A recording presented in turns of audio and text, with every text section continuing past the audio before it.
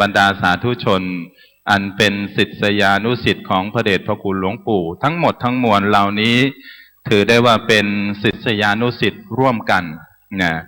ได้มาร่วมกันในการบำเพ็ญกุศลอย่างเต็มความสามารถเลยนะเต็มความสามารถที่เราท่านทั้งหลายนั้นจะทำได้ณโอกาสนี้นะก็ขอกราบอาราธนานะครับครูบาอาจารย์ในทุกรูปนะถ้ามาถึงมณฑลพิธีแห่งนี้ก็ขอกราบอาราธนานั้นได้พักผ่อนตามอัธยาศัยก่อนนะเพราะว่าเวลาที่เราจะร่วมบุญในการถวายมหาสังฆทานนะในการบำเพ็ญกุศลถวายแด่พระเดชพระคุณหลวงปู่นั้นเป็นเวลา 15 นาฬิกาตรงนะก่อนสักเล็กน้อยนะก็จะได้กราบอาราธนาครูบาอาจารย์นะขึ้นสู่อัฐสงฆ์หรือว่ามณฑลพิธีบนพระวิหารหลวงแห่งนี้และก็บรรดาศรัทธาสาธุชนนะที่เพิ่งมาถึงนะมีความประสงค์นะอยากจะร่วมบุญนะถ้าอยากจะร่วมบุญก็เจริญพรเชิญนะถือว่าเรานั้นได้มาแสดงความมีน้ำจิตน้ำใจนะน้ำจิตน้ำใจนี้แสดงได้ทั้งท่านผู้อยู่และก็ผู้จากไปแสดงความกตัญญูกตเวทิตาคุณต่อท่านผู้อยู่และก็ผู้จากไปด้วยนี่แหละถือว่าเรานี้ขึ้นชื่อได้ว่าเป็นศิษย์นะของพระเดชพระคุณหลวงปู่ทั้งหมดทั้งมวลนะเมื่อบรรดาสาธุชนนั้นได้บูชาในส่วนของผ้าไตรแล้วนะทั้งผ้าไตรทั้งไม้มงคลทั้งหมดนั้นนะเป็นผ้าบังสุกุลก็ถวายแด่คุณพระนะครูบาอาจารย์นั้นได้อยู่ประจำณมณฑลพิธีลานโพแห่งนี้นะเพื่อที่จะได้รับสายทานศรัทธาจากบรรดาพุทธบริษัททุกท่านเลยบรรดาท่านสาธุชนที่มาไม่ต้องห่วงว่าคุณพระนั้นพร้อมไหมเนี่ยนะ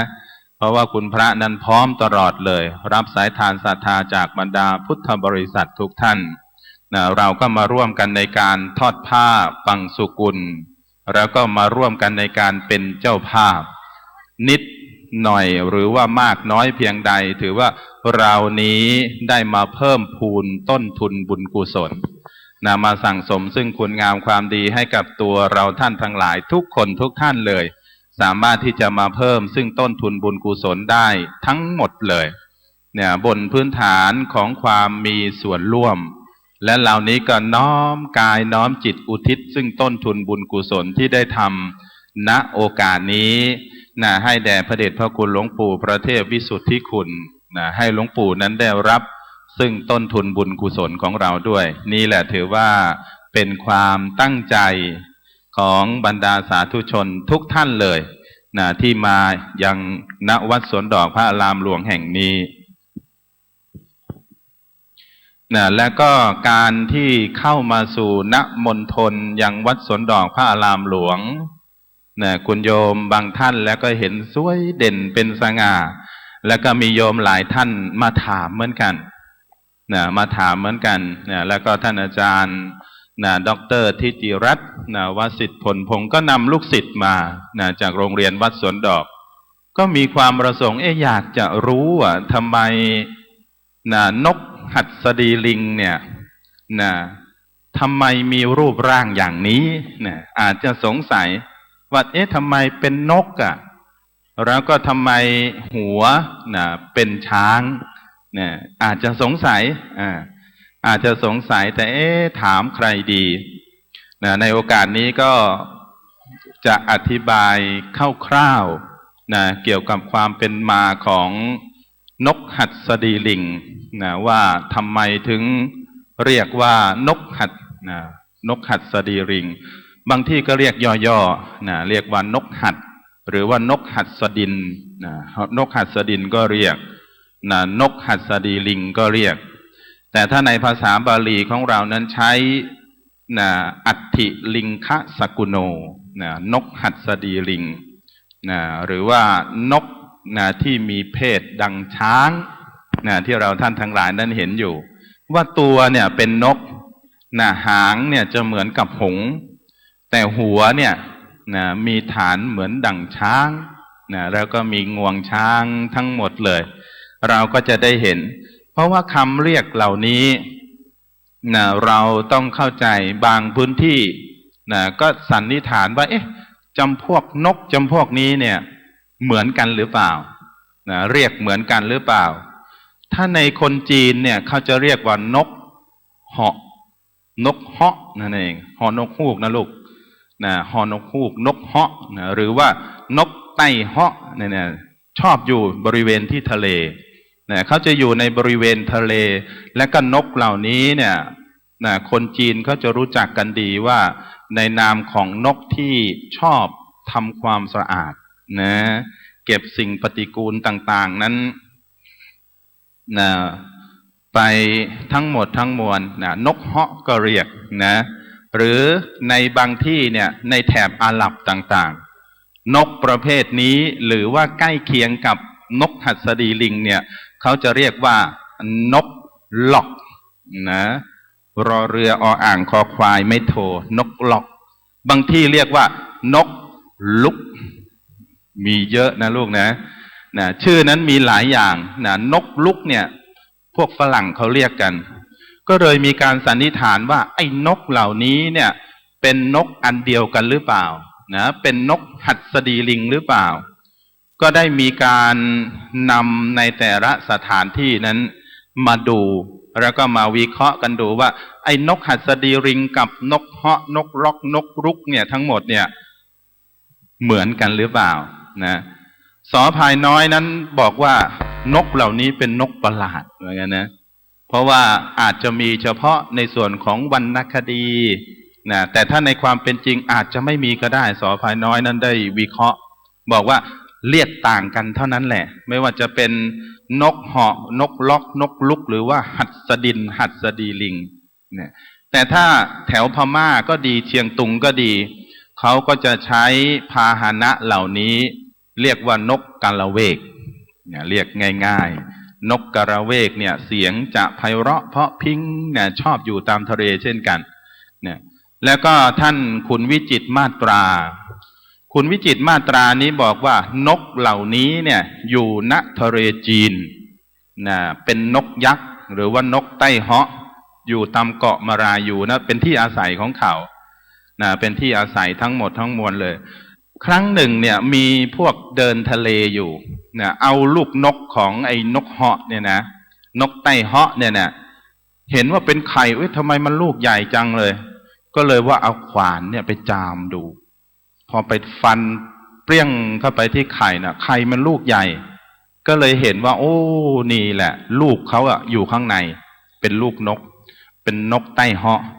แล้วก็เลยเอาลูกนั้นไปกินนะนักเดินทะเลเนี่ยเห็นอาหารไม่ได้เขาก็กินหมดเลยสุดท้ายคนที่กินทั้งหมดเกศางอกหมดเลยเส้นผมบนหัวงอกหมดเลย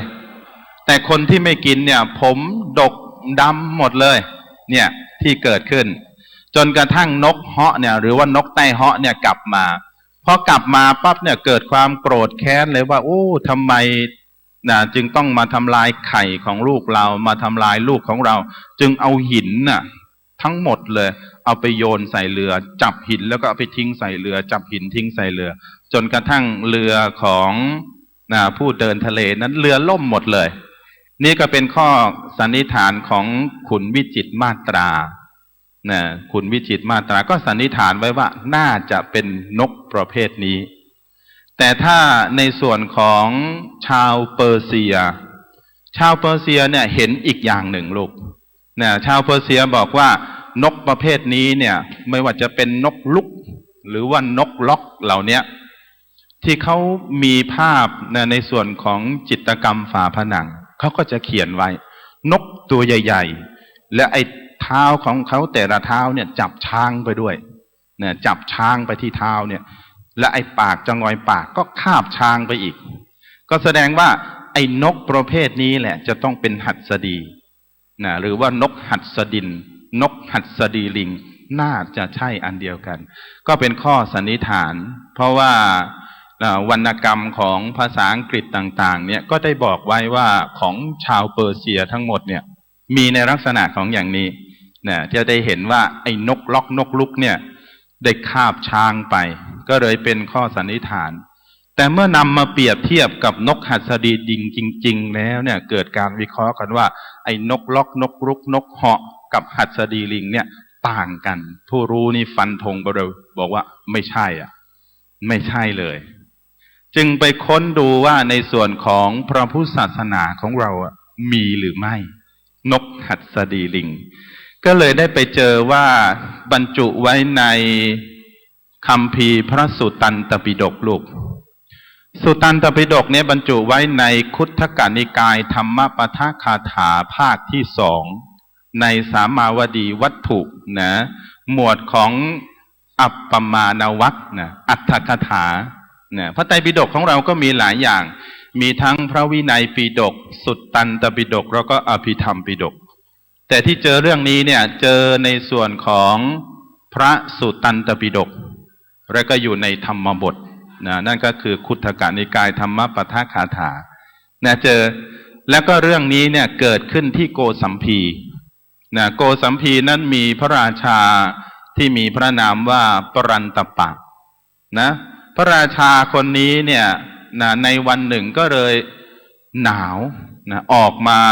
ในส่วนของพระราชวังนอกพระราชวังมาผิงแดดกับพระราชเทวีพระราชเทวีเนี่ยตั้งครรภ์ด้วยตั้งครรภ์ก็เลยว่าทำอย่างไรหนาวนะอากาศขณะนั้นก็เลยเอาผ้ากำพลเนี่ยสีแดงที่เป็นที่ฉลองพระองค์ของพระราชาเนี่ยให้กับพระราชเทวีเนี่ยได้ห่มผ้าสีแดงนะก็เลยห่มพอห่มไปปั๊บเนี่ยณขณะนั้นนกหัสดีลิงเนี่ยมาพอดีเลยก็เห็นว่าเห็นไอตัวผ้ากำพลเนี่ยผ้ากำพลหรือว่าผ้าที่ห่มอยู่ของพระราชาที่มอบให้กับพระราชเทวีนะสีแดงก็เลยนึกว่าสิ่งเหล่านี้คือก้อนเนื้อคืออาหารของเราก็เลยโผล่ลงมาปั๊บเนี่ยคนท้องหนีก็หนีไม่ได้หนีก็หนีไม่พ้นพระราชาเนี่ยวิ่งเข้านู่นเลยไปเข้าพระราชวังไปแล้วเข้าทันแต่พระราชเทวีเนี่ยตั้งครรภ์ไปไม่ทันน่ะพอไปไม่ทันก็เลยโดนนกหัสดีลิงเนี่ยจับไปแต่ก็ไม่ได้บอกว่าฆ่าหรือเปล่าเนี่ยไม่ได้บอกไว้นี่แหละจึงเห็นได้ว่านกหัสดีลิงเนี่ยมีอยู่ในนวนิยายหรือว่าเรื่องเล่าขานหรือแม้แต่ในประเทศไทยของเราในล้านนาของเราก็จะมีเรื่องเล่าอยู่ตำพงศาวดารโยนกต่างๆพงศาวดารโยนกนี่ก็คือการสร้างเมืองหฤพุนชัยนะการสร้างเมืองหฤพุนชัยเนี่ยถือว่าเป็นเรื่องยากนะเหมือนกับผังเมืองเชียงใหม่การที่จะสร้างในส่วนของผังเมืองเชียงใหม่เนี่ยเป็นเรื่องยากจริงๆเลยที่เราจะสร้างได้แต่ณโอกาสนั้นน่ะหฤพุนชัยเนี่ยมีผู้รู้นั่นก็คือฤาษีหรือว่านักบวชในสมัยนั้นมีทั้งในส่วนของพระวาสุเทพดาบสเป็นฤาษีนะแล้วก็สุทันตฤาษีสองท่านเนี่ยปรึกษากันบอกว่าเราจะทรงเมืองเนี่ยหฤพุนชัยเนี่ยเราจะสร้างอย่างไรจะสร้างอย่างไรดีก็เลยได้ไปเห็นว่าที่ในส่วนของเมืองศรีสัชนาลัยเนี่ยศรีสัชนาลัยสวรรคโลกเนี่ยเขามีการสร้างผังเมืองอย่างสวยสดงดงามเลยแล้วก็ฤาษีอีกเหมือนกันนั่นก็คืออนุสันตฤาษีสร้างเมืองสวรรคโลกหรือว่าศรีสัชนาลัยสร้างไว้อย่างดีเลยสร้างด้วยอะไรสันฐานแบบไหนบอกว่าสร้างแล้วเสร็จแล้วดังสันฐานเหมือนเกล็ดหอยแล้วก็เมืองนั้นน่ะสวยสดงดงามมากก็เลยทำอย่างไรล่ะจะให้เมืองหฤพุนชัยนั้นเป็นเหมือนดั่งเมืองศรีสัชนาลัยสวรรคโลกนะทำอย่างไรก็เลยสองฤาษีเนี่ยทั้งวาสุเทพดาบสกับสุทันตฤาษีเนี่ยก็เลยได้ไปปรึกษาปรึกษาอนุสันตฤาษีพอไปปรึกษากันแล้วเนี่ยจึงได้รู้ว่าที่ลำพูนเนี่ยไม่มีในสิ่งเหล่านี้แต่ที่สวรรคโลกเนี่ยได้ติดต่อกับนกหัสดีลิงในพงศาวดารโยนกเนี่ยได้เขียนไว้ชัดเจนเลยว่าที่เมืองศรีสัชนาลัยสวรรคโลก ฤาษีใช้นกหัสดีลิงสร้างเมืองนั่นก็คือให้ฤาษีให้นกหัสดีลิงเนี่ยไปนำหอยมาเป็นหอยสังใหญ่ที่มหาสมุทรแล้วก็เอามาสร้างเมืองศรีสัชนาลัยสวรรคโลกเมืองลำพูนเนี่ยเลยเอาบ้างนะขอนกหัสดีลิงเนี่ยไปนำหอยมาจากมหาสมุทรนะอันเป็นเกล็ดหอยหรือว่าเกล็ดหอยสังใหญ่ด้วยเหตุนี้เองของเมืองหฤพุนชัยนั้นทรงสันฐานจึงเมืองเหมือนกับเมืองศรีสัชนาลัยสวรรคโลกณปัจจุบันที่พงศาวดารนั้นได้เขียนไว้นี่แหละจึงชี้ให้เห็นว่านกหัสดีลิงนั้นมีที่มาหลายอย่างด้วยกันแล้วก็บางท่านถามอีกว่าอ้าวแล้วนกหัสดีลิงเขาอยู่ที่ไหนอ่ะนะในส่วนของผู้รู้ตามพงศาวดารต่างๆก็ได้เขียนไว้ว่านกหัสดีลิงเนี่ยที่อยู่ของเขาเนี่ยอยู่ณเชิงเขาพระสุเมนนะเป็นสัตว์หิมพานต์นะเป็นสัตว์หิมพานต์ถ้าเราลองไปดูนะสัตว์หิมพานต์เนี่ยมีเยอะเลยสัตว์หิมพานต์นี้ก็มีอยู่หลายอย่างด้วยกันนะมีหลายอย่างมีหลายสันฐานหน้าตานั้นเยอะแยะมากมายเราก็จะได้เห็นอย่างเยอะเลยนะเห็นอย่างเยอะเลยหลายที่ด้วยแต่ในส่วนของนกหัสดีลิงที่มีตัวเหมือนดั่งนกแล้วก็มีสันฐานในด้านของศีรษะเหมือนช้างเนี่ยนะหรือว่ามีเพศดั่งนกเนี่ยนกเนี่ยหรือว่านกมีเพศดั่งช้างนะหัตถิลิงคสกุโนเนี่ยนะเชิงเขาพระสุเมนเนี่ยเป็นสถานที่อยู่ของเขาแล้วก็ทำไมเนี่ยสาเหตุที่ชาวล้านนาของเราเนี่ยทำไมถึงนำสรีระร่างของพระมหากษัตริย์ก็ดีของพระภิกษุผู้ประพฤติวัดปฏิบัติดีในพระพุทธศาสนาทำไมจึงเอาขึ้นหลังนกหัสดีลิงก็เพราะว่าสาเหตุนี้แหละเพราะว่าที่อยู่อาศัยของนกหัสดีลิงหัสดีลิงเนี่ยเป็นนกที่สามารถที่จะฝ่าฟันอุปสรรคและก็สามารถที่จะบินทะลุในส่วนของพายุได้เพราะว่าพายุก่อนที่จะถึงเขาพระสุเมนเนี่ยเป็นพายุใหญ่เป็นพายุที่หนักผู้ที่ไม่มีความสามารถแล้วก็ไม่มีกำลังเนี่ยไม่สามารถที่จะผ่าไปได้แต่ถ้านกหัสดีลิงเนี่ยเขาอุปมาไว้ว่าแรงของนกหัสดีลิงเนี่ยอุปมาได้กับช้างประมาณ5 เชือกเยอะไหมเยอะเลยใช่ไหมเนี่ยช้าง5 เชือกเนี่ยนะโอ้โหเสียว่าไม่ใช่น้อยเลยนะเยอะมากนี่แหละถึงว่าในเชิงเขาพระสุเมนป่าหิมพานต์นะเขาพระสุเมนเนี่ยถือว่าทั้งตำราในส่วนของพระพุทธศาสนาก็ดีหรือว่าในส่วนของศาสนาพราหมณ์นะถือว่าเป็นแกนกลางของโลกหรือว่าเป็นแกนกลางของจักรวาลนะทั้งโลกทั้งจักรวาลนะอันเดียวกันนะ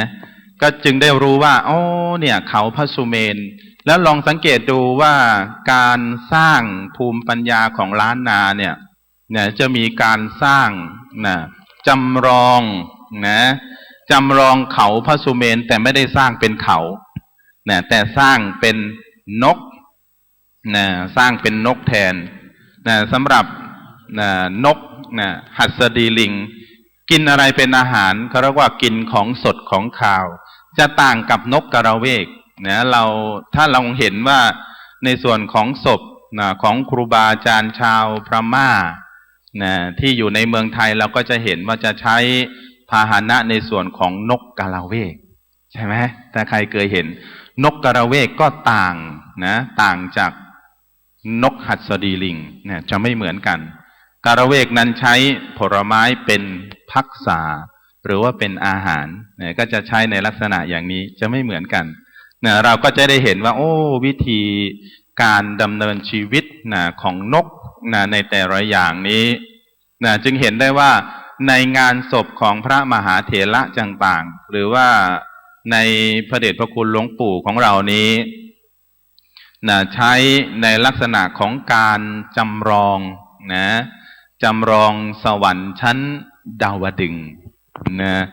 เพราะว่าในสวรรค์ชั้นดาวดึงส์ทั้งหมดนี้นะจะมีสิ่งเหล่านี้อยู่หนึ่งก็คือนะปราสาทชัยยนต์นะปราสาทไพรยนต์นั่นเองนะหรือว่าไพรชยนต์ปราสาทนะบริเวณที่หลังนกหัสดีลิงนั้นเป็นเดิมทีนั้นถ้าในสวรรค์ชั้นดาวดึงส์เนี่ยจะเป็นที่ประทับของพระอินทร์แต่ถ้าหากว่าครูบาอาจารย์ที่มีบุญหนักศักย์ใหญ่เหมือนอย่างพระเดชพระคุณหลวงปู่พระเทพวิสุทธิคุณของเรานี้ก็สามารถที่จะมีไพรชยนต์ปราสาทเป็นที่ประทับหรือว่าเป็นที่รองรับในส่วนของสรีระของพระเดชพระคุณหลวงปู่ของเราก็มีการจำลองไปทั้งหมดทั้งมวลแล้วก็ด้านข้างด้านข้างทั้งสี่เสาก็อุปมาเหมือนกับทวีปทวีปนี้ปรากฏในไตรภูมิพระล่วงตำราที่ได้แต่งขึ้นต่างๆก็จะได้เห็นว่าโอ้มีปรัชญามีในส่วนของการแอบแฝงไปด้วยความรู้ต่างๆสิ่งเหล่านี้ทั้งหมดเลยก็สามารถที่จะเห็นได้นะทั้งชมพูทวีปถ้าชมพูทวีปเนี่ยก็คือโลกของเราทั้งรอบๆจะมีณสถานที่มีปราสาทอยู่ในสี่มุมไม่ว่าจะเป็นตะวันออกตะวันตกทิศเหนือทิศใต้มีทั้งสี่มุมทั้งหมดนั้นก็จะได้รู้ว่านี่แหละคือจำลองในส่วนของชมพูทวีปและก็จำลองในส่วนของอุตรกุรุทวีปอมรโคยานทวีปตลอดจนถึงปุพพวิเทหทวีปสี่ทวีปนี้อยู่รอบนกหัสดีลิงจะเห็นว่าเป็นปราสาทขึ้นไปทั้งหมดทั้งมวลมีทั้งสี่ปราสาทลายล้อมแล้วก็มีปราสาทใหญ่ด้านบนปราสาทอันเป็นไพรชยนต์ปราสาทที่เราที่นี้ก็จะได้เห็นกันนี่แหละถือว่าสิ่งเหล่านี้ได้แอบแฝงให้เราท่านทั้งหลายนั้นได้เกิดความรู้ความรู้ต่างๆที่จะมีแล้วเราก็จะได้เห็นว่าสิ่งเหล่านี้เองเนี่ยเราก็จะได้มาเรียนรู้ว่าวัฒนธรรมของชาวล้านนาของเรานี้ไม่ได้มีมาตั้งแต่ณขณะนี้เท่านั้นเพราะว่าในส่วนของนกหัสดีลิงในเบื้องต้นเลยตั้งแต่ของเราก่อนที่พม่าก่อนที่พม่านั้นจะมายึดครองก็ประมาณสักจุลศักราชที่940ในจุลศักราชที่940เนี่ยเมืองล้านนาของเราเนี่ยเป็นไทยอยู่ในช่วงนั้นยังไม่ได้ตกอยู่ในภายใต้ของการปกครองของชาวพม่าจึงเป็นเหตุให้เรานี้ได้เห็นบุพระมหากษัตริย์บุรพมหากษัตริย์ต่างๆเนี่ยสร้างนกหัสดีลิงเนี่ยเยอะแยะมากมายตลอดจนถึงครูบาอาจารย์ที่เป็นพระภิกษุผู้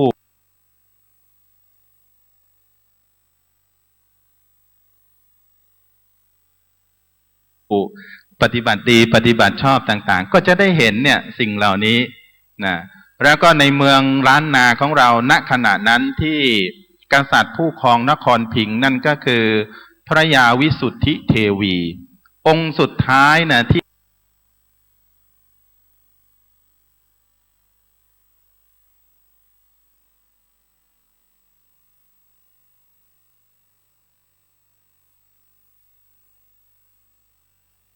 ่ได้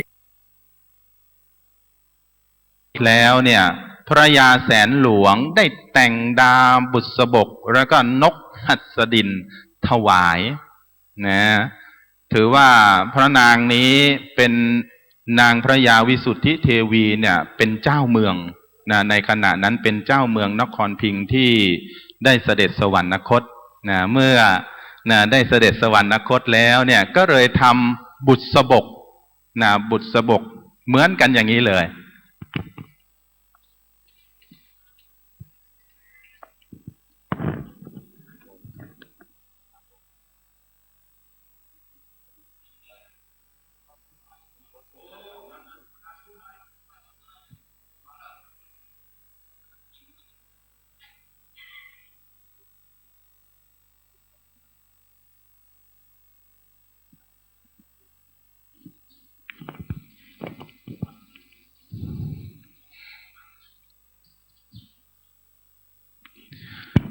ถือว่าใน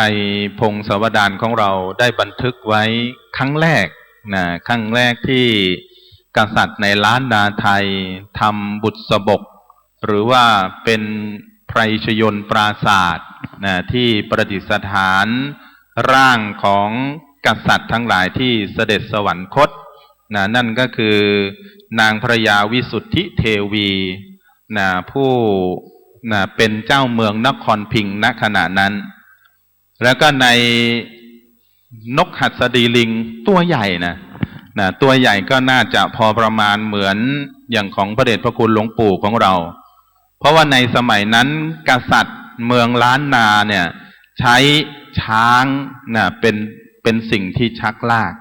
พร้อมด้วยกับประชาชนทั้งหมดเลยในการชักลากไปเนี่ยนะเพราะว่ามีกำลังมากพอที่จะชักลากนกหัสดีลิงแล้วก็ในสถานที่ที่ทำการพระราชทานเพลิงศพณขณะนั้นก็นู่นแหละทางท้องทุ่งบริเวณเจาะกำแพงออกไปที่วัดโลกโมลีก็จะเป็นสถานที่ในการถวายพระเพลิงของกษัตริย์ต่างๆในส่วนของล้านนานี่ก็ชี้ให้เห็นว่าในส่วนของเมืองล้านนาของเรากษัตริย์ทั้งหลายเนี่ยได้นำสิ่งเหล่านี้เนี่ยมาเป็นเครื่องบูชาคุณของบุรพกษัตริย์ทั้งหมดเลยบุพกษัตริย์ที่เราท่านทั้งหลายนั้นได้เห็นทั้งไพรยนต์ปราศาสตร์จำลองในส่วนของสวรรค์ชั้นดาวดึงส์ลงมาเลยเหมือนกับการส่งสการที่เรานั้นได้ไปเชิญสรีระของพระเดชพระคุณหลวงปู่ที่วัดบุพารามมายังวัดบุพารามสวนดอกไม้แห่งนี้ก็จะได้เห็นว่าจำลองในส่วนของเทพบุตรก็ดีเทพธิดาทั้งหมดทั้งมวลอัญเชิญบุษบกหรือว่าไพรชยนต์ปราศาสตร์ที่ทำไว้ที่อยู่ด้านข้างเนี่ยแต่ไม่ได้เอาขึ้นบนหลังนกหัสดีลิงอันนั้นก็เป็นไพรยนต์ปราศาสตร์ที่เราได้เห็นว่าเป็นการจำลองมาทั้งหมดเลยเพราะว่าไพรยนต์ปราศาสตร์เนี้ยเป็นสถานที่ประทับของพระอินทร์อยู่ณสวรรค์ชั้นดาวดึงส์อยู่ใจกลางของสวรรค์ชั้นดาวดึงส์เลยเราก็จะได้เห็นว่าภูมิปัญญาของครูบาอาจารย์ต่างๆนี้จะได้เห็นแล้วก็วิธีการปรงศพต่างๆคุณโยมที่ได้ยินได้ฟังอยู่ณขณะนี้ก็เจริญพรเชิญได้ร่วมบูชาผ้าไตรทั้งเป็นผ้าปังสุกุลและตลอดจนถึงท่อนฟืนท่อนฟืนนั้นก็เป็นไม้มงคลทั้งหมดเลยไม้มงคลที่จะให้บรรดาสาธุชนนั้นได้ร่วมบุญใหญ่กันก็ขอเจริญพรเชิญก่อนที่จะถึงเวลาอาตมาภาพก็จะเล่าประวัติศาสตร์ให้กับบรรดาสาธุชนนั้นได้รับฟังไปก่อนแล้วก็จะได้รู้ว่าความเป็นมาเป็นไปนั้นเป็นอย่างไรและก็ต้องขออนุโมทนาบุญกับท่านพลตรีอินทรัตน์ยอดบางเตยอีกครั้งหนึ่งในโอกาสนี้ได้รับเป็นเจ้าภาพย่ามถวายพระสงฆ์ทั้งหมดทั้งมวล180,000 บาทเราท่านทั้งหลายโมทนาสาธุร่วมกันสาธุสาธุสาธุอนุโมทนาบุญกับพลตรีอินทรัตน์ยอดบางเตยที่เป็นเจ้าภาพในส่วนของย่ามถวายแด่คุณพระคณะสงฆ์หมู่ใหญ่ที่มารับสายทานศรัทธาจากบรรดาพุทธบริษัททั้งหลายโดยมีท่านอาจารย์พระมหาดวงรัตน์เจ้าอาวาสวัดบุพารามนั้นเป็นประธานณโอกาสนี้ก็ขออนุโมทนาบุญกับท่านพลตรีอินทรัตน์ยอดบางเตย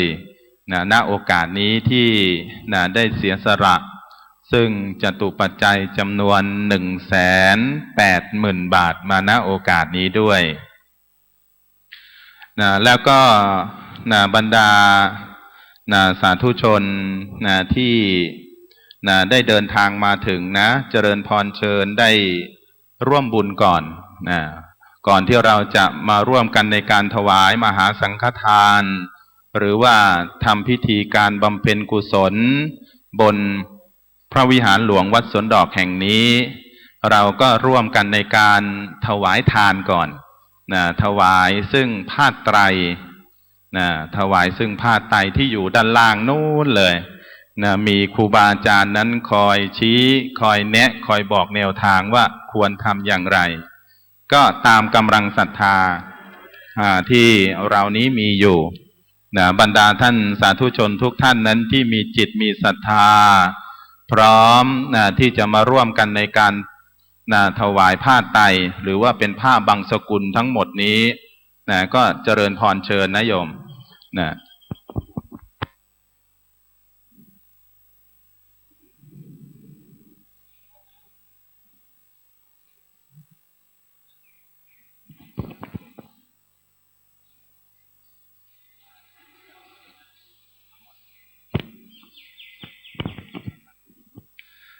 ท่านอาจารย์พระครูอมรธรรมทัศน์เจ้าวาดวัดพันอ้นได้เมตตานำเครื่องดื่มไม่ว่าจะเป็นน้ำชานมเย็นกาแฟทั้งหมดเลยมาอย่างวัดสวนดอกพระอารามหลวงมาบูชาคุณของพระเดชพระคุณหลวงปู่ตลอดจนถึงครูบาอาจารย์มาให้แด่คุณพระลูกเนนศรัทธาสาธุชนทุกท่านนั้นได้รับประทานก็ขอกราบอนุโมทนามาณโอกาสนี้สำหรับบรรดาสาธุชนที่มีความประสงค์อยากจะถวายผ้าไตรอันเป็นผ้าบังสุกุลทั้งหมดนะโยมเป็นผ้าบังสุกุลทั้งหมดก็สามารถที่จะถวายได้เลยเบื้องล่างตลอดจนถึงไม้มงคลที่เป็นไม้ฟืนหรือว่าไม้หลัวทั้งหมดก็ทำตามในส่วนของหลักอภิธรรม7คัมภีร์เลยเพราะว่าหลักอภิธรรม7คัมภีร์ความเป็นมงคลทั้ง7คัมภีร์นี้ท่อนฟืนก็มีความมงคลเป็นมงคลทั้ง7คัมภีร์ด้วยเช่นกันไม่ว่าจะเป็นไม้ดอกแก้วไม้ขนุนไม้จำปาไม้จำปีไม้ตุ่มคำตลอดจนถึงไม้จันหรือแม้แต่ไม้กฤษณาทั้งหมดนี้เป็นไม้มงคลที่บรรดาสาธุชนทุกท่านนั้นจะได้ร่วมบุญไปพร้อมๆกับผ้าบังสุกุลการทอดผ้าบังสุกุลนี้เพื่อให้ท่านเจ้าภาพหรือว่าคุณโยมทุกท่านหรือแม้แต่ครูบาอาจารย์ได้ร่วมกันในการเพิ่มพูนซึ่งต้นทุนบุญกุศลเมื่อเรานี้มีซึ่งต้นทุนบุญกุศลแล้วก็สามารถที่จะอุทิศหรือว่าต้นทุนบุญกุศลนี้อุทิศให้แด่พระเดชพระคุณหลวงปู่ได้นี่แหละถือว่าเราก็ได้มาร่วมบุญยังวัดสวนดอกพระอารามหลวงแห่งนี้เพื่อ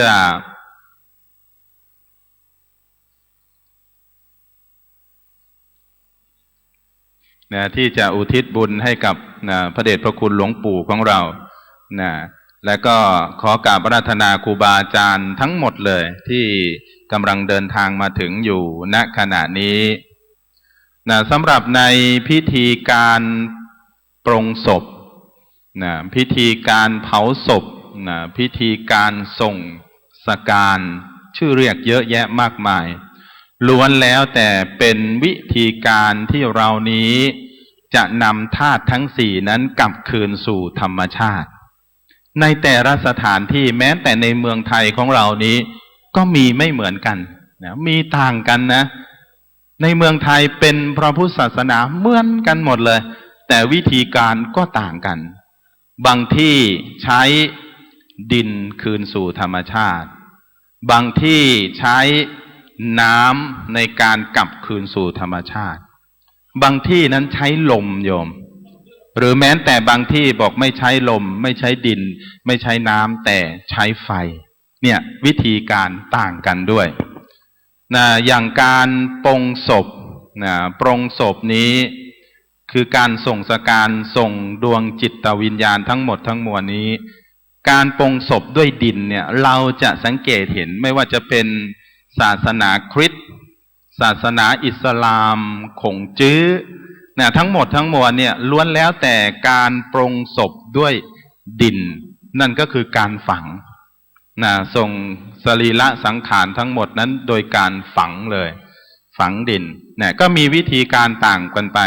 อย่างเช่นในส่วนของอิสลามนี้ถ้าถึงการมรณาแล้วเนี่ยกายขันแตกไปแล้วเนี่ยภายใน24 ชั่วโมงต้องฝังแหละ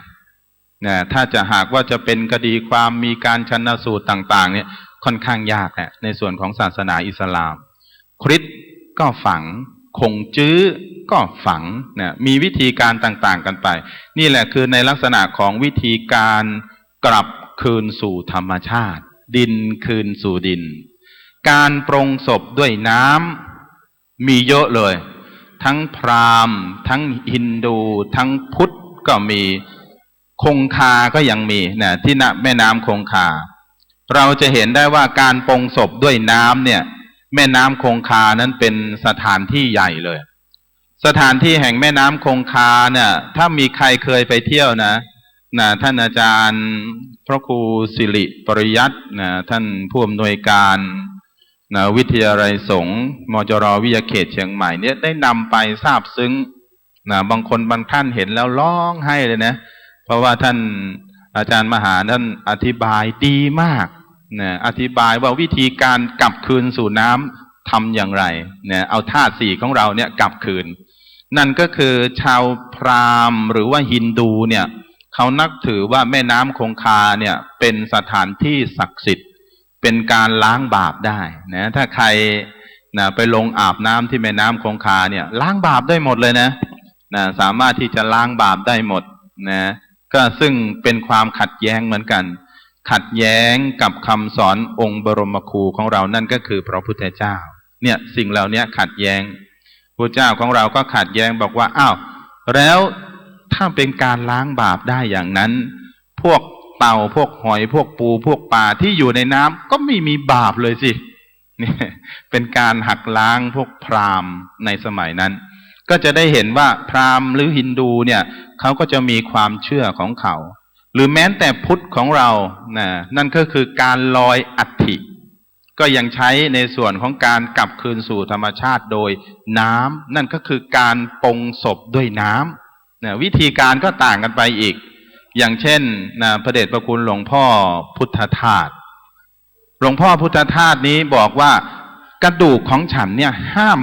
ศิษยานุศิษย์คนใดก็แล้วแต่สนิทไม่สนิทใกล้หรือไกลห้ามเอากระดูกของพระเดชพระคุณหลวงพ่อไปเด็ดขาดเนี่ยนี่หลวงพ่อพุทธทาสสั่งไว้เลยเขียนเป็นพินัยกรรมไว้หมดเลยว่ากระดูกนี้ให้เอาไว้อยู่ณแท่นชุกชีหรือว่าฐานแท่นพระที่สาราธรรมโคตรเนี่ยหลวงพ่อพุทธทาสบอกไว้เลยแล้วก็เท่าอังคารทั้งหมดนั้นให้ไปลอยคืนสู่น้ำกลับคืนสู่ธรรมชาติอาจจะเป็นล่องแม่น้ำแม่น้ำชีหรือว่าแม่น้ำสำคัญที่สุราษฎร์ธานีณขณะนั้นหรือแม้แต่เอาไปคืนสู่ธรรมชาติเอาไว้นู่นบนเขาประสงค์เนี่ยคือการกลับคืนสู่ธรรมชาติของครูบาอาจารย์ชาวพุทธของเราเนี่ยด้วยเหตุนี้เองนะในส่วนของกระดูกต่างๆจึงไม่เลี่ยราดเลี่ยรายแผ่นดินเป็นที่อุจจาตาเราอันเป็นศิษยานุศิษย์เราอันเป็นลูกหลานทั้งหมดเห็นสิ่งเหล่านี้แล้วก็ดีใจนะโยมบางคนบางท่านเนี่ยนำมาฝากวัดบอกว่าพ่อเนี่ยสร้างบ้านไป10 ล้าน20 ล้านก็แล้วแต่พ่อตายไปแม่ตายไปอยู่ไม่ได้แล้วนะเอาไปไว้วัดดีกว่าบางครั้งท่านอาจารย์พระครูปีชาเนี่ยรับไว้หลายหม้อมากนะแต่ก่อนเนี่ยนะรับโอ้โหโยมมาฝากเอาท่านพระครูฝากน้อยเนี่ยท่านอาจารย์พระครูปีชาเนี่ยรับหมดนะแต่หนักเข้าเนี่ยชื่อลบมั่งหายมั่งไปมั่งสับเปลี่ยนหมุนเวียนกันไม่รู้เลยว่าอันไหนเป็นอันไหนเนี่ยนี่แหละถือว่าเป็นสิ่งสำคัญญาติโยมตายแล้วเนี่ยเอาเข้าบ้านไม่ได้เลยเนี่ยกลัวกันบ้างกลัวจะเป็นอัปมงคลบ้างอย่างนี้แหละถือว่าผิดแหละแต่การ กลับคืนสู่ธรรมชาตินั่นก็คือธาตุสี่ดินน้ำไฟลมคืนสู่ธรรมชาติทั้งหมดก็ถือว่าเป็นสิ่งที่ดีการคืนสู่ลมล่ะปรงศพด้วยลมทำอย่างไรเราจะเห็นว่าการปรงศพด้วยลมเนี่ยบางครั้งเอาไปไว้ยอดไม้ไว้ยอดไม้หรือว่าในครูบาอาจารย์ต่างๆเนี่ยก็จะมีวิธีการเอาไปไว้กลางป่าให้กลับคืนสู่ธรรมชาติบางครั้งเนี่ยเราไปเห็นชัดๆปรงศพด้วยลมนั่นก็คือเอาขึ้นสู่ที่สูงอย่างเช่นชาวทิเบตเนี่ยเอาสรีระสังขารของเรานั้นกลับคืนสู่ธรรมชาติได้อย่างน่าทึ่งมากนั่นก็คือผู้ที่วายชนต่างๆนี้จะนำเข้าขึ้นยอดเขาเลยแบกขึ้นไปเลยนะแบกไปขึ้นยอดเขาแล้วก็แล่เนื้อแล่บางครั้งเราไปเห็นเนี่ยโอ้โหทำไมอุจจาดจังทำไมสงสารจังแต่ชาวทิเบตเนี่ยเขาทำอย่างนั้นน่ะเป็นปกติมาแล่เนื้อแล้วเนี่ยเพื่อที่จะให้ฝูงแล้งทั้งหมดเนี่ยมาชำระสิ่งสกปรกต่างๆอันเกิดจากขันธ์ห้าไม่ว่าจะเป็นรูปเวทนาสัญญาสังขารวิญญาณของเราเนี่ยให้หมดไปสิ้นไปมารายไปหายไปนี่ก็คือเป็นวิธีการอย่างแยบยลในการปรงศพด้วยลมของชาวทิเบตนั่นก็คือให้ฝูงแล้งเป็นสิ่งชำระนี่ก็คือการปรงศพด้วยลมแล้วการปรงศพด้วยไฟเอาไฟนั้นกลับคืนสู่ธรรมชาติเอาสรีระสังขารของเรานั้นกลับคืนสู่ธรรมชาติเราจะเห็นได้ชัดเลยว่าชาวพุทธของเราโดยเฉพาะในเมืองไทยของเราเนี่ยนิยมนำไฟมาสลายร่างนั่นก็คือในส่วนของรูปนั่นเองร่างกายของเราหรือแม้แต่พระเดชพระคุณหลวงปู่ในวันพรุ่งนี้เราก็จะได้เห็นว่าโอ้เนี่ยชาวพุทธของเราเนี่ยใช้ไฟในการกลับคืนสู่ธรรมชาติทำยังไงร่างกายของพระเดชพระคุณหลวงปู่นั้นจะได้กลับคืนสู่ธรรมชาติได้ก็ใช้ไฟใช้นกหัสดีลิงใช้ไฟใช้ไพรยนต์ปราศาสตร์หรือว่าในส่วนของทวีปทั้งสี่ทั้งหมดเนี่ยเป็นอนุสรณ์สถานให้เราท่านทั้งหลายนั้นได้เห็นตามกฎของอนิจจังทุกขังอนัตตาตามกฎของไตรลักษณ์นั่นเองแล้วก็จะเห็นชัดเลยเนี่ยนี่แหละคือในลักษณะของการปรงศพด้วยไฟการทำชาปนกิจบนจิตกาฐานนั่นเองชาวพุทธของเรานี้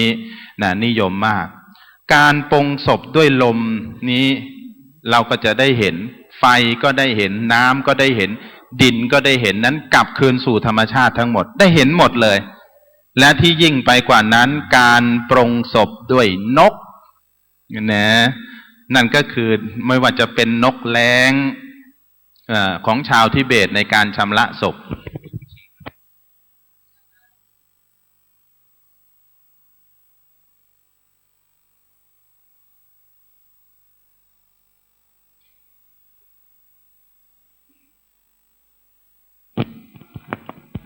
ในการปรงศพ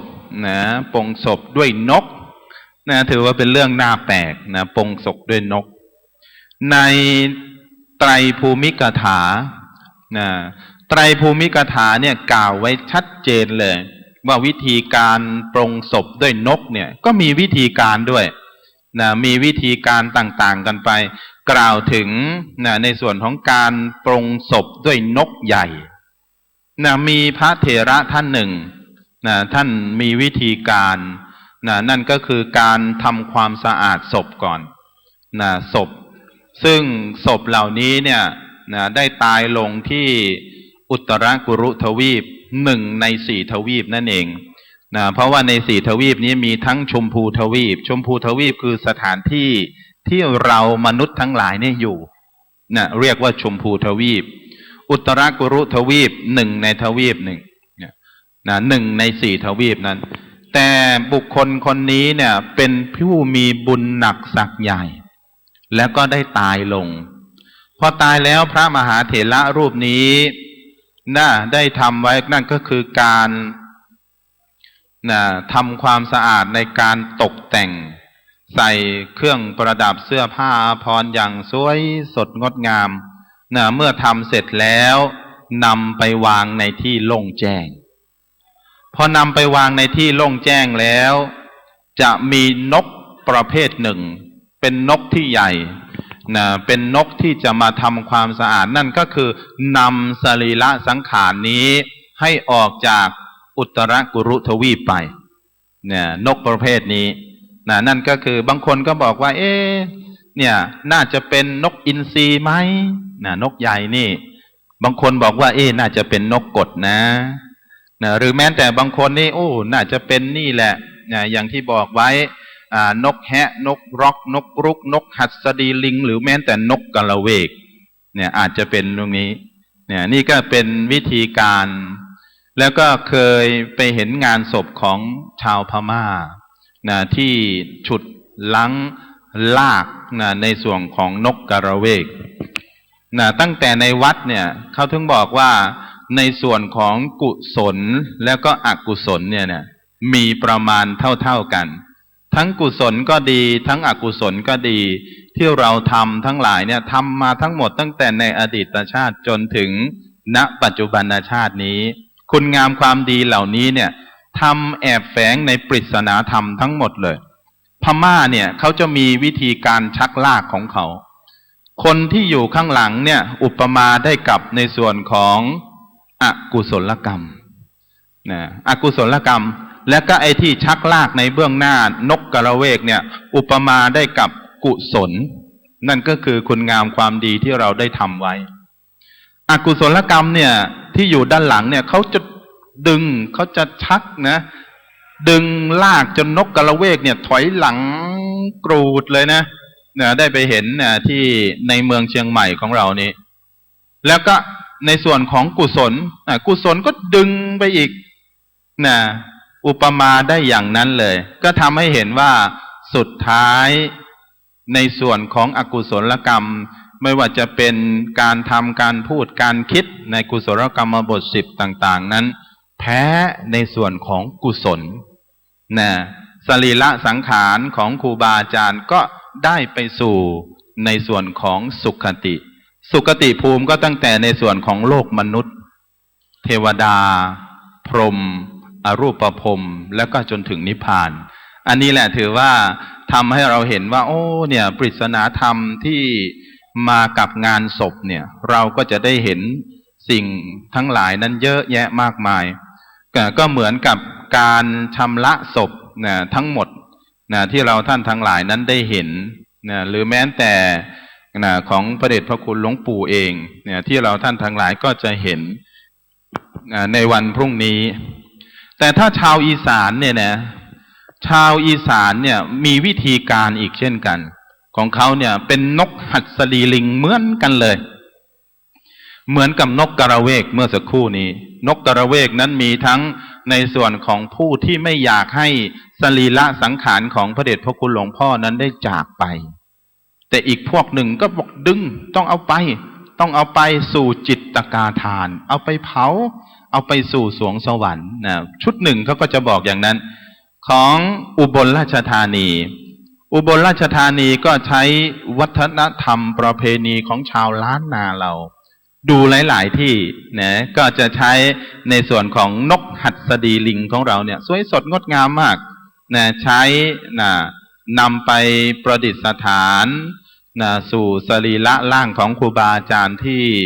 ประพฤติวัดปฏิบัติธรรมเป็นที่น่าเคารพกราบไหว้ศิษยานุศิษย์ก็จะทำถวายก่อนที่จะถึงวันชาปนกิจหรือว่าพระราชทานเพลิงศพเนี่ยเขาจะมีวิธีการฆ่านกวิธีการฆ่านกนี่ก็แปลกดีเราก็จะเห็นว่าเนี่ยวิธีการฆ่าของเขาเนี่ยต่างกันเหมือนกับนกกระเวกเมื่อสักครู่เลยการฆ่าของเขาหมายความว่าอย่าเอาสรีระสังขารของบุคคลที่เรารักเนี่ยจากไปมีทั้งหอกมีทั้งดาบมีทั้งธนูเนี่ยฆ่านกหัสดีลิงก็จะเป็นพิธีการเลยเป็นพิธีการต่างๆเลยนำธนูมายิงเลยธนูก็3 ดอกด้วยกันใน3 ดอกนี้อาจจะเป็นทั้ง สีเขียวก่อนเนี่ยสีเขียวยิงปั้งกันไปยังไม่อยู่เนี่ยยังพาดยังผ่านอยู่พอสีเหลืองยิงไปอีกเนี่ยเริ่มสะดุดแล้วนะนกหัสดีเนี่ยเริ่มสะดุดแต่อีกดอกหนึ่งอ่ะดอกสีแดงอ่ะหยุดปั๊บเนี่ยนะพอยิงไปปั๊บเลือดไหลเลยเขาทำดีมากนะทำให้เห็นว่าโอ้นี่วิธีการนะที่เราท่านทั้งหลายนั้นนะได้เห็นนะในส่วนของปริศนาธรรมต่างๆสอนให้เราท่านทั้งหลายรู้นะในส่วนของปริศนาธรรมที่แฝงมากับนะงานศพต่างๆหรือแม้แต่ศพของพระเดชพระคุณหลวงปู่ก็ดีของพระเดชพระคุณหลวงปู่เราลองสังเกตปราสาทไพรชยนต์หรือว่าไพรชยนต์ปราสาทนะไพรยนต์ปราสาทนี้เราจะเห็นเบื้องบนเนี่ยเป็นชั้นนับแล้วได้ประมาณ9ชั้นด้วยกัน9ชั้นนั้นเขาบอกว่าสอนอะไรเรา9ชั้นใน3ชั้นแรกนั้นเขาบอกว่าเปรียบเสมือนชั้นแรกชั้นที่ใหญ่ที่สุดนั้นเป็นพุทธานุภาพอานุภาพแห่งพระพุทธเจ้าทั้งหมดทั้งมวลเลยนะเป็นพุทธานุภาพ9ชั้นนะชั้นที่2ธรรมานุภาพชั้นที่3สังขานุภาพนั่นก็คืออานุภาพแห่งพระรัตนตรัยของเรานั่นเองเนี่ยเราจะได้เห็นนะวิธีการเป็นปริศนาธรรมสอนให้กับเราท่านทั้งหลายได้เห็นอีกว่าอ๋อสิ่งเหล่านี้เนี่ยเป็นอย่างนั้นเองแล้วนอกจากนั้นน่ะคืออะไรอีกห้าชั้นอีก5ชั้นเขาบอกว่าอุปมาได้กับพระเจ้า5พระองค์นะรวมกันเป็น8แหละนะรวมกันเป็น8พระเจ้า5พระองค์คือพระกัสสโปสัมมาสัมพุทธเจ้าพระโคตโมสัมมาสัมพุทธเจ้าโกนาคมโนกัสสโปกะกุสันโธจนถึงพระศรีอริยเมตไตร5พระองค์นี้รวมกันเป็น8ชั้นส่วนในชั้นบนสุดเขาบอกว่าชั้นนั้นอุปมาได้กับนวโรกุตรธรรม9ประการนั่นก็คืออริยมรรคอริยผลและก็จนถึงชั้นนิพพานนี่เขาบอกว่าในส่วนของโสดาปัตติมรรคสกิทาคามีมรรคอนาคามีมรรคจนถึงอรหันตมรรคนะโสดาปัตติผลสกิทาคามีผลอนาคามีผลจนถึงอรหันตผลและสูงไปกว่านั้นก็คือชั้นนิพพานนวโรกุตรธรรม9ประดิษฐานอยู่ที่ไพรชยนต์ปราศาสตร์นะให้เราท่านทั้งหลายนั้นนะได้เห็นปริศนาธรรมของชาวล้านนานะชาวล้านนานี้ถือว่านะเป็นผู้ที่นะมีความรู้มีความสามารถสร้างปริศนาธรรมให้กับเราท่านทั้งหลายนั้นได้เห็นแล้วไม้ไผ่ล่ะคืออะไรไม้ไผ่จากจัตุรทิศมี4ด้านด้วยกันนะไม้ไผ่นั้นเขาบอกว่าอุปมานะเป็นการอุปมาสิ่งเหล่านี้นั่นก็คือความบริสุทธิ์ของพระเดชพระคุณหลวงปู่ของเราความบริสุทธิ์ณที่นี้นั่นก็คือศีลวิสุทธิในวิสุทธิทั้ง7ศีลวิสุทธิเนี่ยเขาบอกว่าพระเดชพระคุณหลวงปู่ของเรานั้นมีความบริสุทธิ์แห่งศีลจึงใช้ขึ้นใน4เสาด้วยกันศีลนั้นคืออะไรนั่นก็คือจตุรปริสุทธิศีล4นั่นเองศีลทั้ง4ประการนั่นก็คือพระเดชพระคุณหลวงปู่ของเรานั้นบริสุทธิ์บริบูรณ์ด้วยปาติโมกขสังวรศีลหรือว่าปาติโมกข์สังวรพระเดชพระคุณหลวงปู่นั้นมั่นคงเลยตั้งแต่ในปราชิก4สังฆาทิเศษ13อนิยต2นิสกิยปาจิตตี30ปาจิตตี92ปาติเทสนิยะ4ตลอดจนถึงเสขียวัตรอีก75พระเดชพระคุณหลวงปู่ของเรานั้นบริสุทธิ์บริบูรณ์เลยในการสำรวมในพระปาติโมกข์ที่องค์สมเด็จพระบรมครูของเราสอนไว้นี่แหละคือความบริสุทธิ์บริบูรณ์เสาที่2คืออะไรพระเดชพระคุณหลวงปู่ของเรานั้นบริสุทธิ์บริบูรณ์ด้วยการสำรวมอินทรีย์อายตนะภายในทั้งตาทั้งหูจมูกลิ้นกายใจพระเดชพระคุณหลวงปู่ของเรานั้นบริสุทธิ์ บริบูรณ์ทั้งหมดเลยหรือแม้แต่บริบูรณ์ไปด้วยอาชีวปาริสุทธิศีลเลี้ยงชีพนะพระเดชพระคุณหลวงปู่นี้จะมีอาหารหรือว่าไม่มีอาหารพระเดชพระคุณหลวงปู่นั้นไม่มีความทุกข์เลยนะโดยเฉพาะการฉันกล้วยเป็นปกติเนี่ยนะพระเดชพระคุณของปู่ปฏิปทาหน้ากราบไหว้เคารพสักการะเป็นอย่างยิ่งเลยในส่วนของอาชีวปาริสุทธิศีลนะไม่ว่าจะเป็นการนุ่งการห่มการอยู่การขบฉันหรือแม้แต่การบิณฑบาตไม่ได้ขาดตกบกพร่องเมื่อครั้งยังมีชีวิตอยู่แล้วก็สุดท้ายนั่นก็คือปัจจยสันนิสิตศีลพิจารณาเนืองๆในปัจจัยทั้งสี่ด้วยนี่แหละถือว่าความงดงาม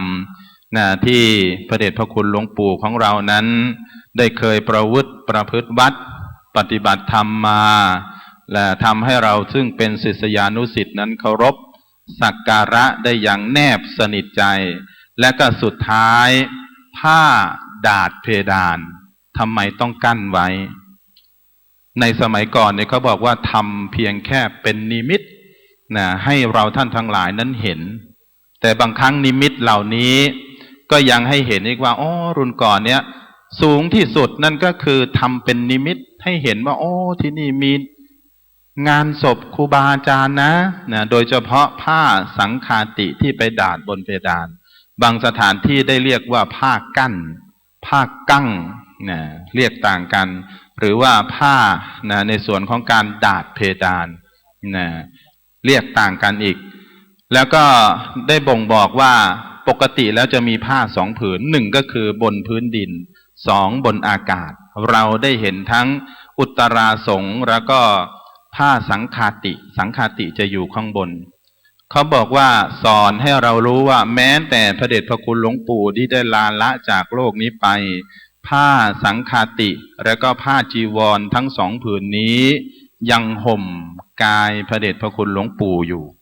อยู่ณเบื้องล่างก็รองรับในส่วนของอัฐิของพระเดชพระคุณหลวงปู่อยู่ณเบื้องบนก็ปกป้องคุ้มครองบำบัดทุกข์บำรุงสุขให้กับพระเดชพระคุณหลวงปู่ช่วยบังเหลือบแดดไลต่างๆและที่ยิ่งไปกว่านั้นบางที่บอกว่าสิ่งเหล่านี้สำหรับป้องกันแม่พระธรณี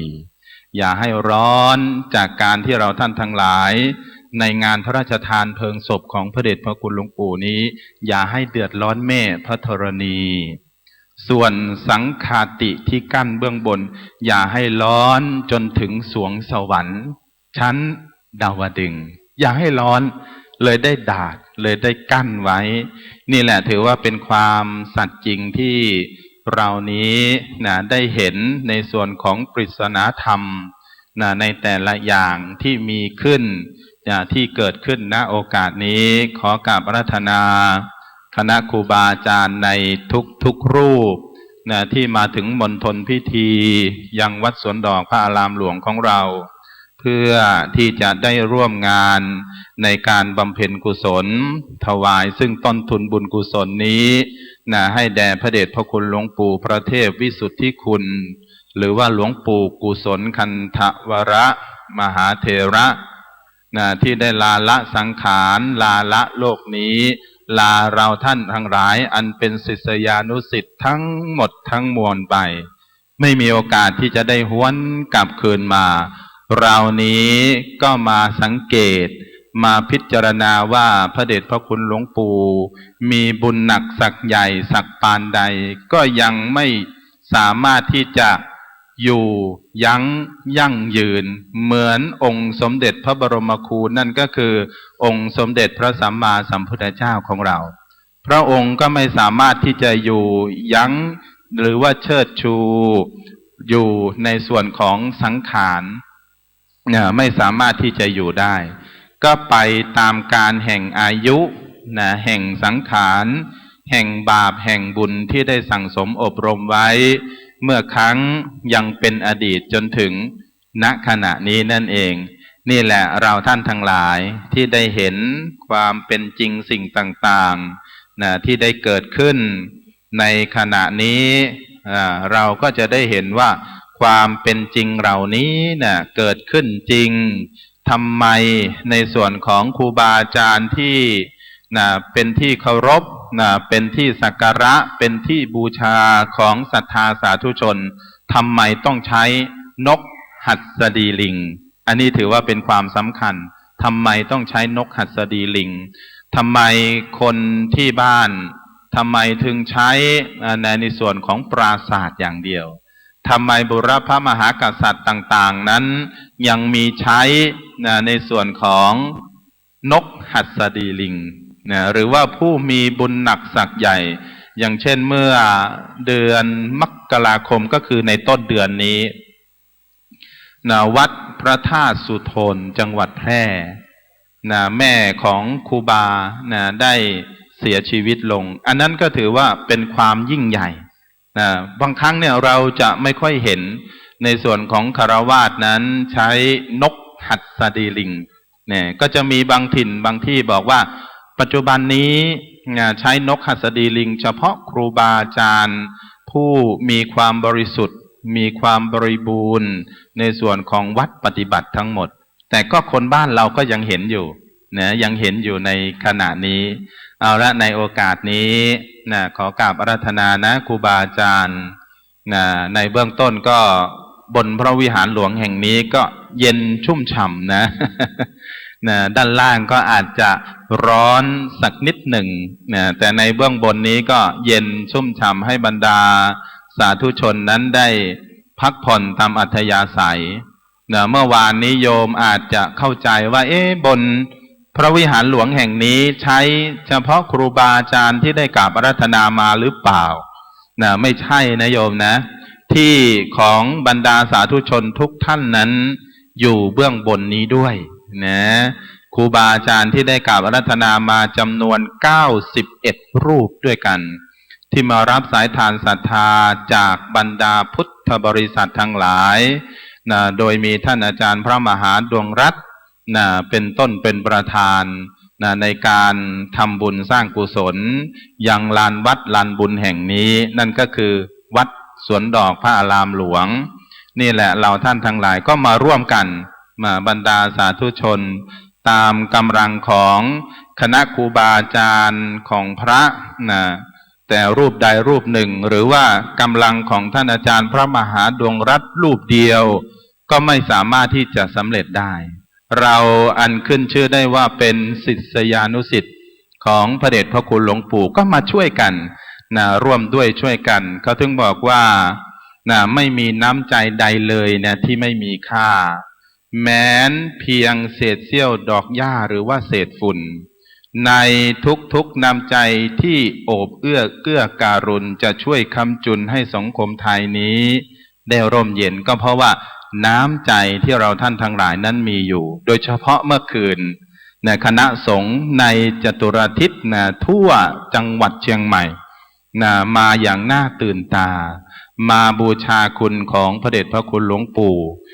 บูชาคุณของบุคคลที่อยู่นั่นก็คือท่านอาจารย์พระมหาดวงรัตน์เป็นต้นนี่มาบูชาคุณหรือแม้แต่เราท่านทั้งหลายมากันอย่างเยอะแยะมากมายอย่างวัดสวนดอกพระอารามหลวงแห่งนี้แล้วก็ในค่ำคืนนี้ก็เช่นกันในค่ำคืนนี้ได้รับความเมตตายิ่งเลยจากพระเดชพระคุณหลวงพ่อพระวิสุทธิวงศาจารย์เจ้าคณะใหญ่หนเหนือพระเดชพระคุณหลวงพ่อนั้นได้เมตตามาแสดงพระธรรมเทศนาหนึ่งกันในค่ำคืนนี้ซึ่งในค่ำคืนที่ผ่านมานั้นได้รับความเมตตาจากพระเดชพระคุณหลวงพ่อพระมหาโพธิวงศาจารย์ราชบัณฑิตเป็นผู้รู้เป็นผู้ทรงคุณทรงความสามารถอย่างเยอะแยะมากมายแล้วก็ในวันแรกนั้นได้รับความเมตตายิ่งเลยจากพระเดชพระคุณหลวงพ่อพระพรหมเสนาบดีพระเดชพระคุณหลวงพ่อเจ้าคณะภาค7ซึ่งได้เมตตาบรรดาสาธุชนทุกท่านเลยไม่ว่าจะเป็นคุณพระไม่ว่าจะเป็นลูกเนนศรัทธาสาธุชนทุกท่านนั้นพระเดชพระคุณหลวงพ่อเมตตามาเป็นวันแรกเลยก็ในวันที่2ได้รับความเมตตาจากพระเดชพระคุณหลวงพ่อพระมหาโพธิวงศาจารย์แล้วก็ในค่ำคืนนี้บรรดาครูบาอาจารย์ ตลอดจนถึงศรัทธาสาธุชนนั้นอยากจะร่วมบุญที่เรานี้จะได้ร่วมกันในการบำเพ็ญกุศลถวายซึ่งต้นทุนบุญกุศลนี้ให้แด่พระเดชพระคุณหลวงปู่ของเราณ